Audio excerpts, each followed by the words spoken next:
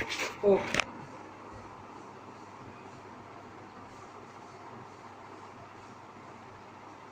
Good afternoon, everyone. Today we are starting the very new chapter in business studies, that is chapter number 2 in your syllabus, that is principles of management. We are studying today. Today we are starting the chapter number 2 in business studies, that is principles of management. Principles of management. आज हम start कर रहे हैं chapter number 2 principles of management.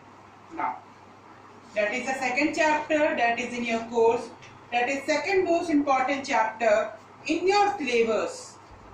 Okay, now we will study about the chapter number 2 principles of management. That is,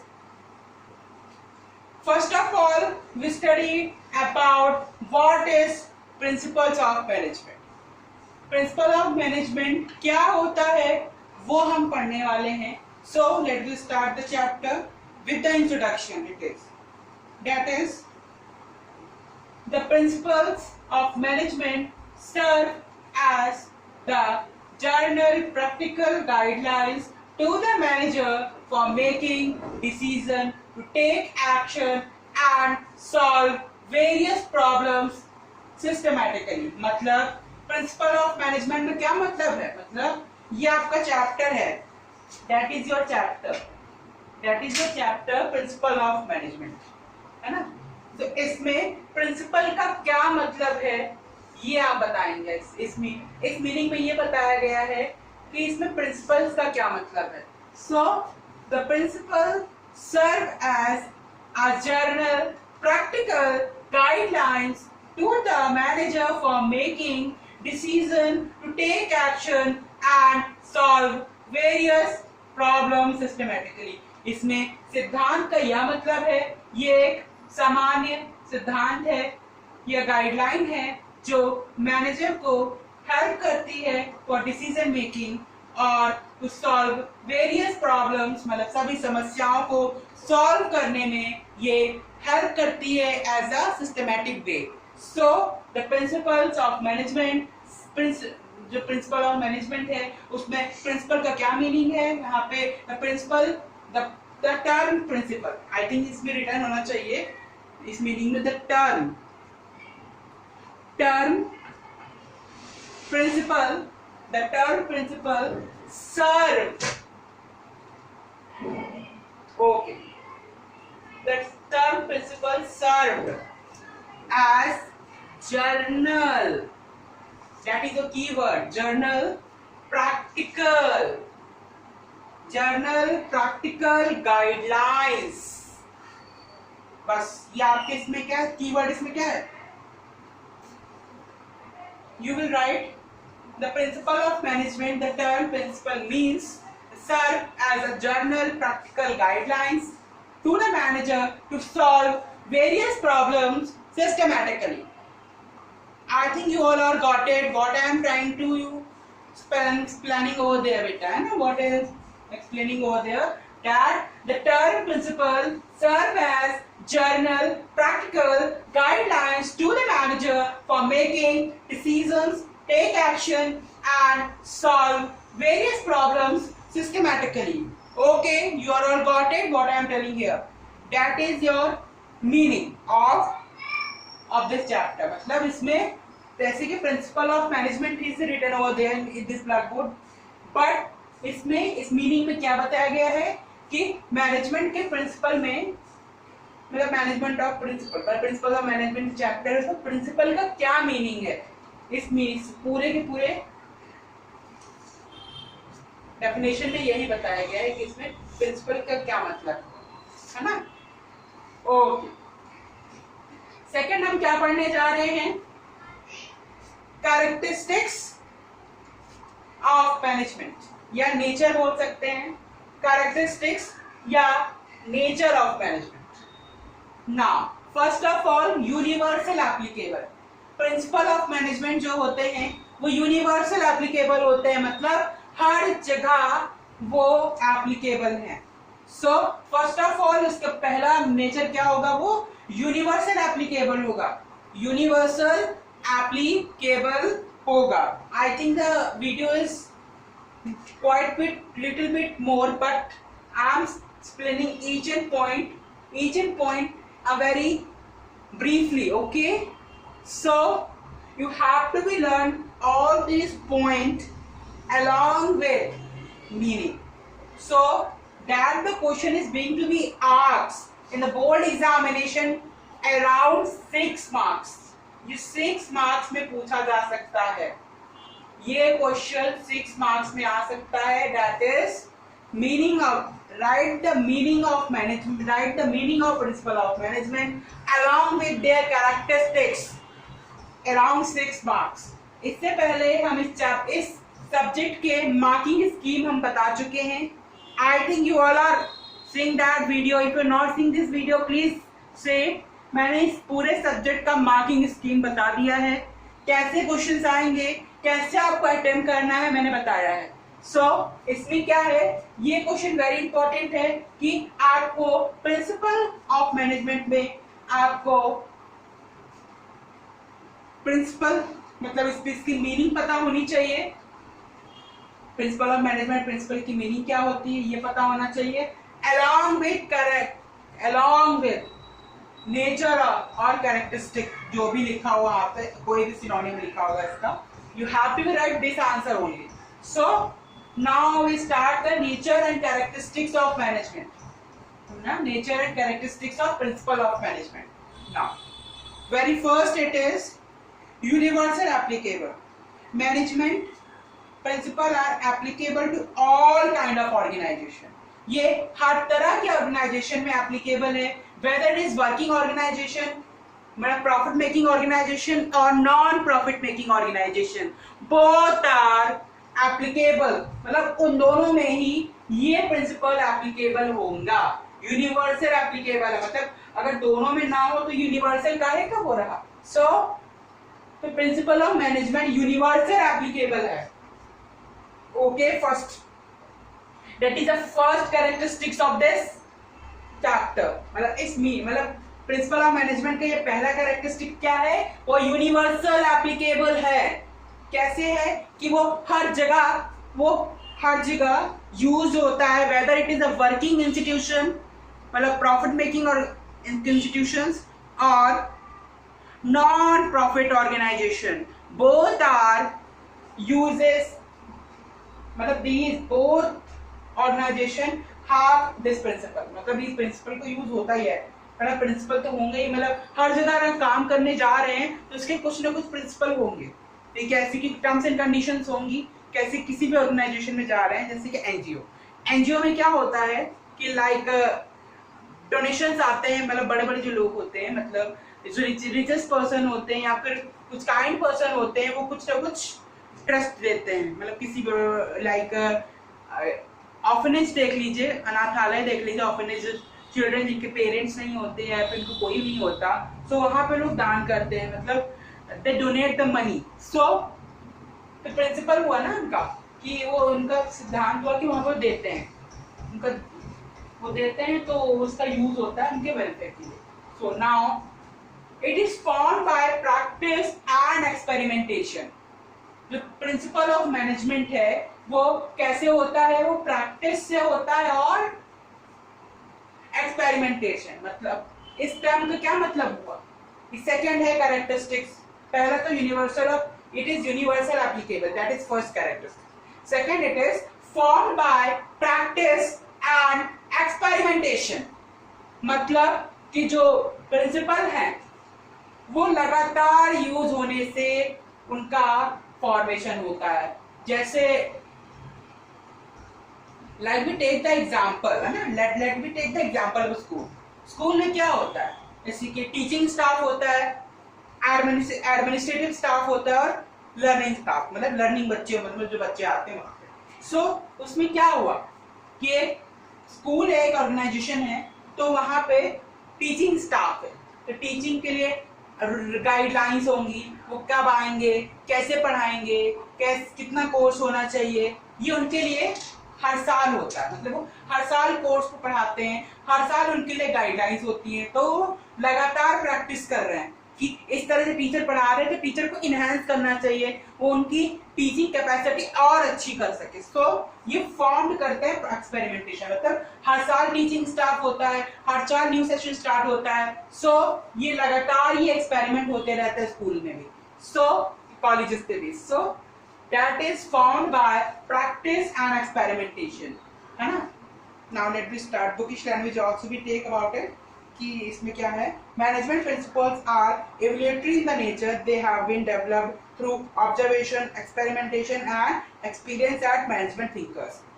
so that is a bookish reading, I am reading the sentence, bookish sentence.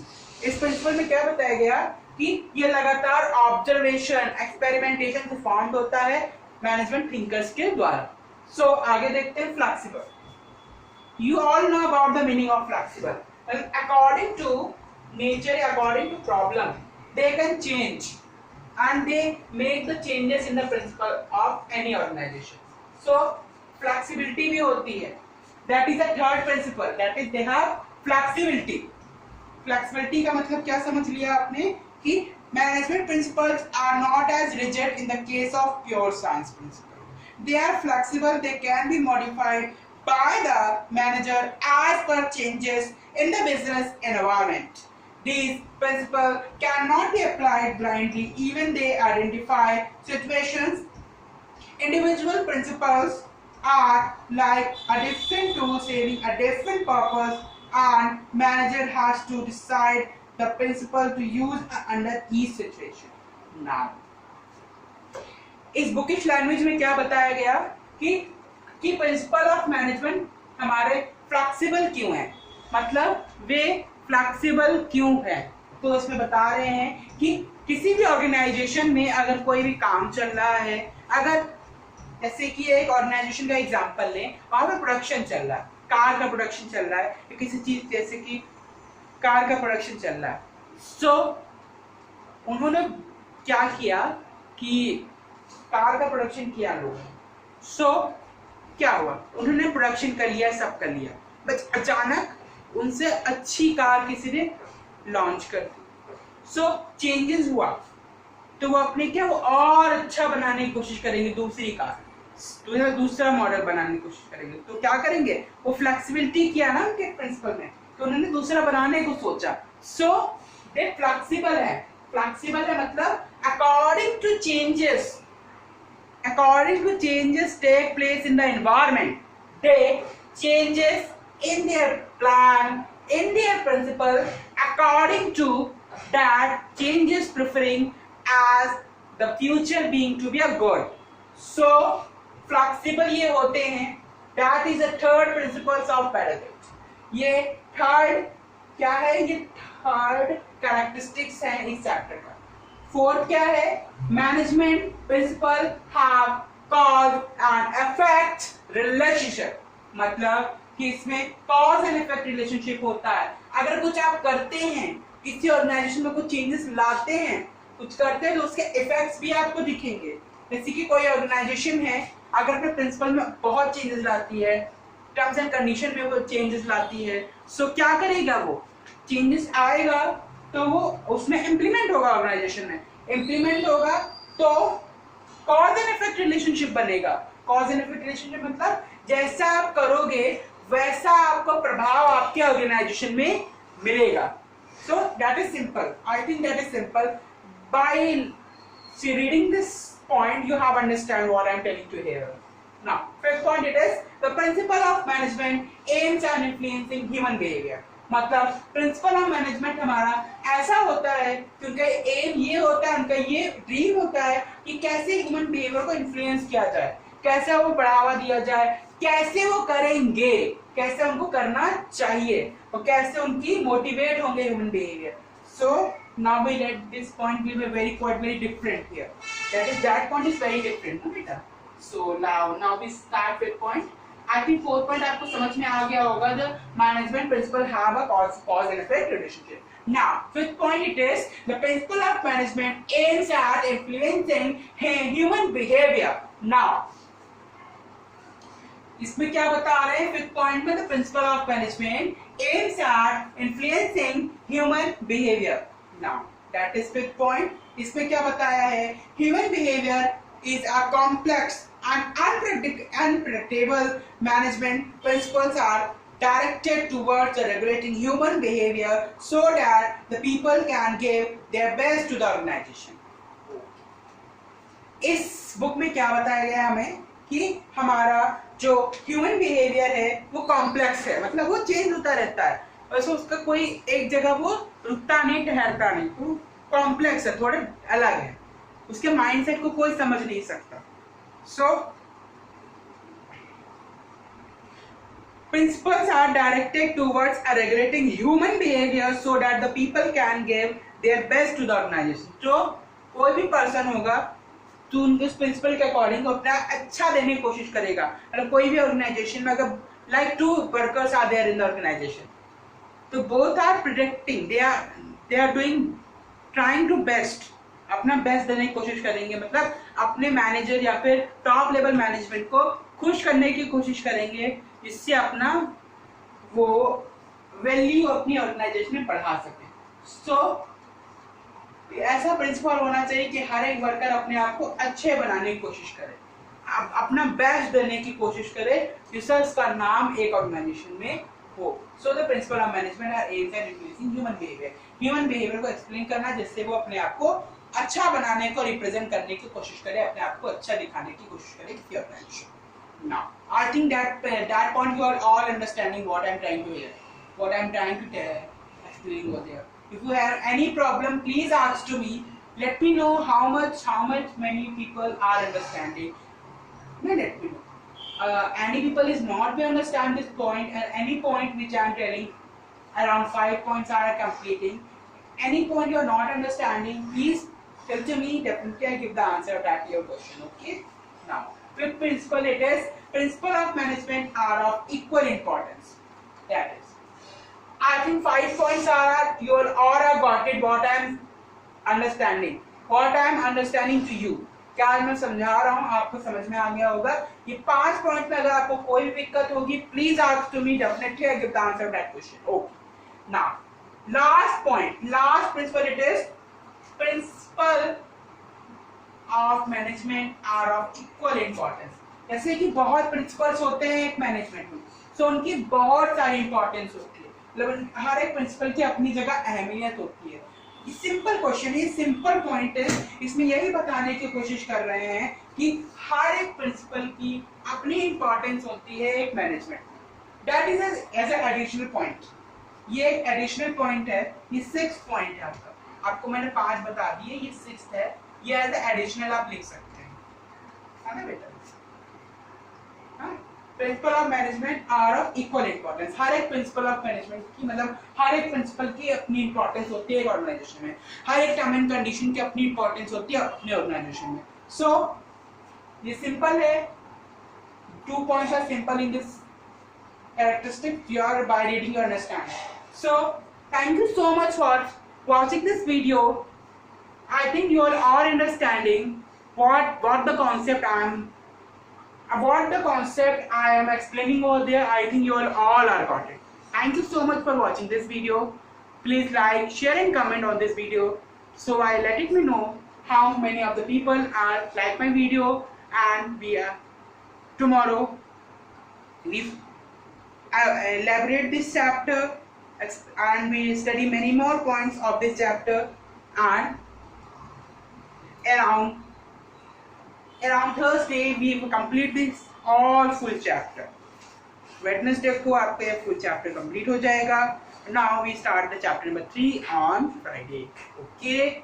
Very thank you so much for seeing this video.